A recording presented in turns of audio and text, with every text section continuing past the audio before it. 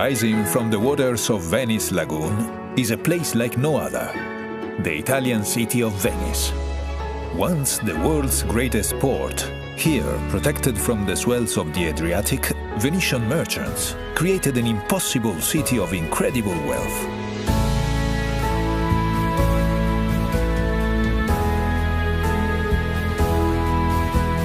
Long hailed as the most breathtaking city on earth, there is no denying that sometimes Venice can be overwhelmed with admirers. But if you take your time and treat her gently, she will reward you with moments of profound beauty and bliss.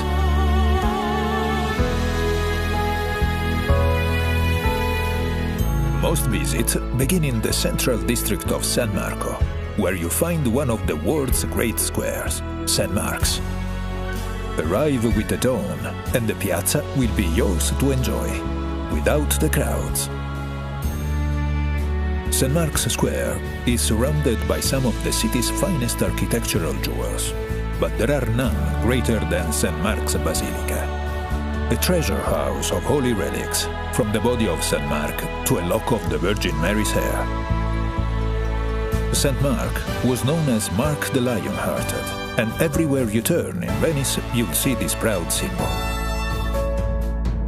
Across from the Basilica stands the city's beloved bell tower, St. Mark's Campanile. Climb the tower to see Venice stretch out in all her marble and red-tiled splendor.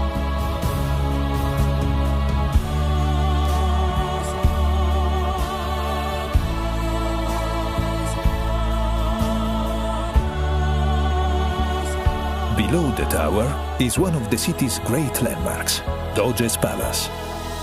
For centuries, this Venetian Gothic masterpiece was the seat of the Republic's power and prestige. Today, its courtyards, apartments and chambers are a museum, which celebrates centuries of Venetian achievement and glory.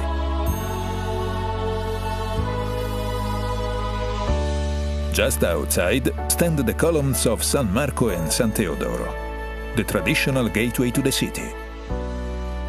Here, under the winged lion of Venice, begin your journey along one of the world's great aquatic thoroughfares, the Grand Canal. For almost 2.5 miles, the canal winds through Venice. It is her main artery, her lifeblood. Ride the Vaporetto dell'Arte and explore the canal's treasures at your leisure. Or ride in true Venetian style by gondola, which Mark Twain once called the gentlest form of locomotion ever devised.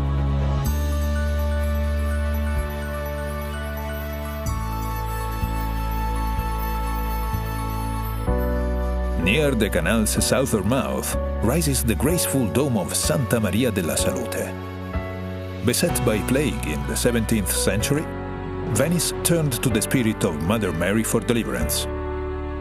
The plague lifted, and grateful Venetians raised this new church in her honor. All along the canal, elegant palazzos, once the homes of wealthy merchants, slip by as if in a dream.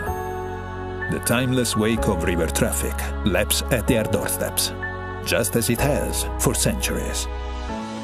Today, many of the palazzos are home to museums and galleries. Carezzonico allows visitors to experience the opulence of 18th century Venice. While Palazzo Grassi's bold restoration and artworks are the perfect reflection of a city that cherishes its past and embraces the new.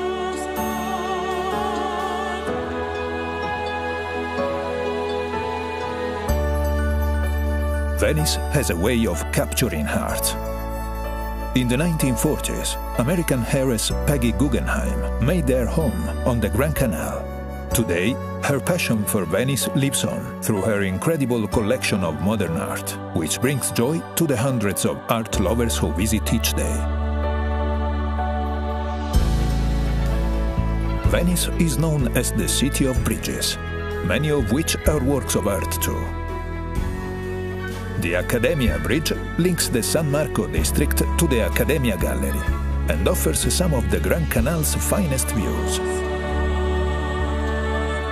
The oldest of the Grand Canal's crossings is the Rialto Bridge. For over 300 years, this was the only way to cross the canal on foot, and today still stands as the grand gateway to the Rialto markets. Away from the Grand Canal, there are hundreds more bridges to explore, from the purely functional to the breathtaking. The most famous of all connects Doge's Palace to the historic prison. From the enclosed walkway, the condemned would capture one last look at their beloved city and sigh, hence the name, the Bridge of Sighs.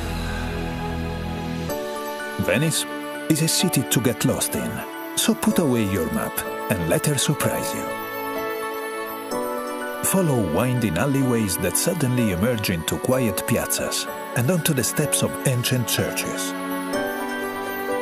In the central area of San Marco, discover cultural treasures like the Teatro La Fenice, which, despite being destroyed 3 times by fire, arose from the ashes each time, just like its namesake.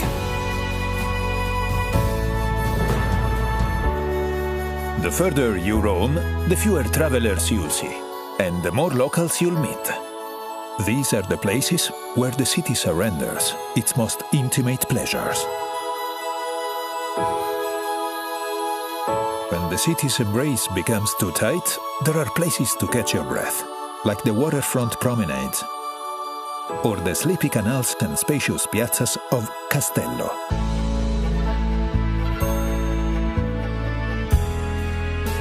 Venice was long the epicenter of European glassmaking. Fearing an inferno, in the 13th century, Venice relocated all her glassmakers to the island of Murano.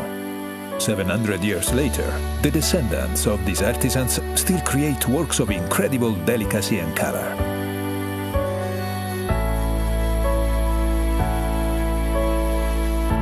Further across the lagoon is another island famed for its color, the tiny island of Burano.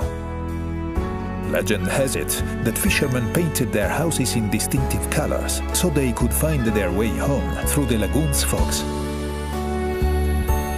While here, shop for some of the island's exquisite lace, just as Leonardo da Vinci did when he visited in 1481.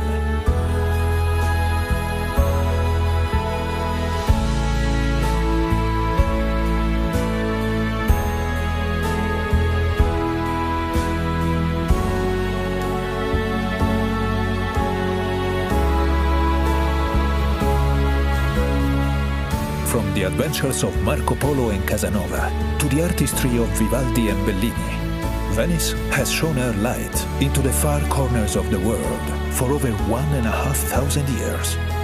And now, the world comes to her. Just remember, Venice smiles upon those who linger.